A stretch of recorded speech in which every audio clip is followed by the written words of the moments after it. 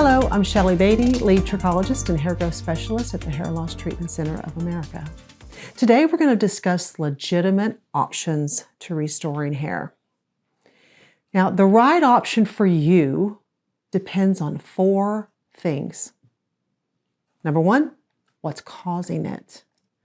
Number 2, the degree of hair loss. Number 3, what your goals are regarding your hair. And number 4, what effort you're willing to invest. So let's talk about number 1, what's causing the loss?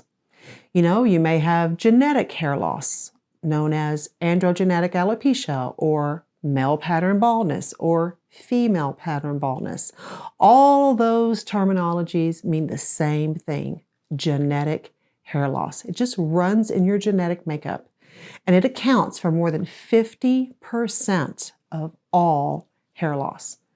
So you may have genetic hair loss. You may have a form of alopecia. You may be going through an illness. You may have a malabsorption issue. And if you do, those deficiencies will show in blood work, so you can find out if you have that or not. Sometimes it's several things. Most people have no idea what's causing their hair loss. That's been our experience, is they just don't know. And that's why we put together, over the course of years, a comprehensive trichology assessment. It will uncover your hair loss causes and contributors, and we provide these assessments at no cost on our website. So we do highly recommend that if you want to know what's causing your hair loss, take the trichology assessment. It's no cost. The number 2 thing that it depends on is the degree of loss. Someone who has very little hair loss, maybe they just started to notice hair, it's a lot easier for them to get their hair loss to arrest and recover lost hair with the right kind of professional guidance.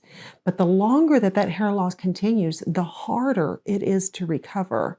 So the degree of loss is very important in deciding on which type and which method of hair restoration is best for you. The third thing is, what is your goal?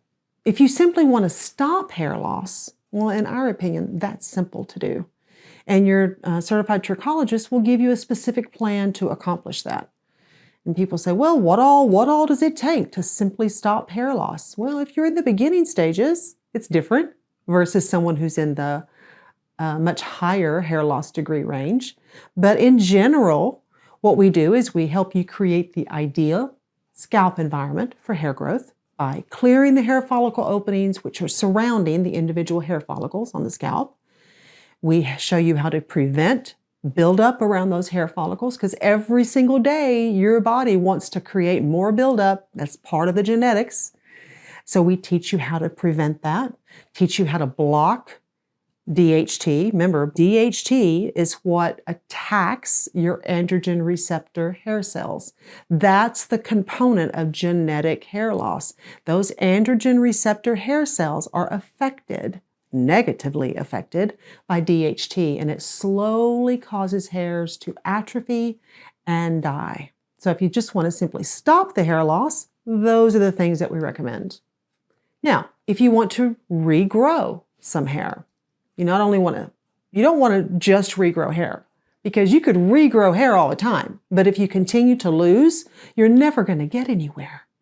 So if you want to just stop the hair loss, we do what we discussed a moment ago: create the ideal scalp environment, prevent buildup around the hair follicles, block DHT, protect the androgen receptor hair cells. If you actually want to regrow lost hair, you've got to be more aggressive.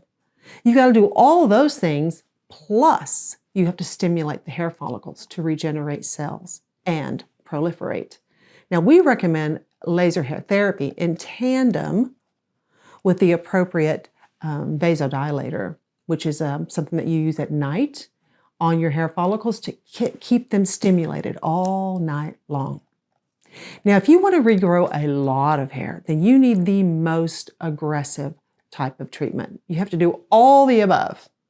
Plus, you will need minoxidil in a carrier lotion, which will deliver that minoxidil directly into the dermal papilla so that hair growth can begin. Remember, hair growth does not begin where you see a physical hair. It begins beneath the scalp surface, deep inside the dermal papilla.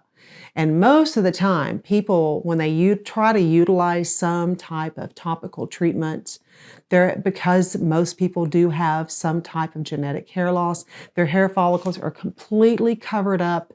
They have so much buildup around them that nothing can penetrate into the dermal papilla. And that's why they get very little results. And that's why most people just stop. And so then, of course, the hair loss is just allowed to continue to worsen. Now, if your goal is to restore a missing hairline or a completely bald area, you will need some type of surgical hair transplant. Now, hair transplants are not for everyone. As a matter of fact, in other videos, we've discussed who they are not good for. So I'd recommend, checking one of those videos out. But if you are trying to restore a completely missing hairline or a completely bald area, a surgical hair transplant may be necessary. We can let you know if you are a good candidate for that. And you've got to be a good candidate for a hair transplant. And not everyone is.